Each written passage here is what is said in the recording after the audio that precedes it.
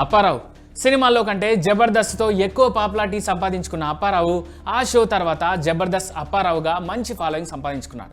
చూడ్డానికి కాస్త లావుగా నల్లగా ఉండే అప్పారావు తనదైన పంచులతో అందరినీ నవ్విస్తుంటారు. ఈ క్రమంలోనే రీసెంట్గా ఓ ఇంటర్వ్యూకి వెళ్ళిన అప్పారావు తన రంగు వెనుక ఉన్న ఇంట్రెస్టింగ్ అండ్ షాకింగ్ స్టోరీని అందరితో పంచుకున్నారు. తన మాటలతో ఇప్పుడు నెట్టింట వైరల్ కూడా అవుతున్నారు. ఒంగోలు గిత్త సినిమా కోసం హెయిర్ కలర్ వేసుకున్నానని, దానిలో ఉండే అమోనియా వల్ల తన ముఖం నల్లబడిందంటూ షాకింగ్ విషయాన్ని చెప్పారు అప్పారావు.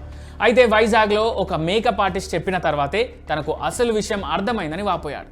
హెయిర్ కలర్లోని అమోనియా వల్ల తన ముఖమంతా నల్లబడినా దానివల్ల తనకు మంచి జరిగిందన్నారు అప్పారావు. మాస్టర్ బ్లాక్గా మారానని, అది తన కెరీర్కు ప్లస్ అయిందని ఆయన అన్నారు.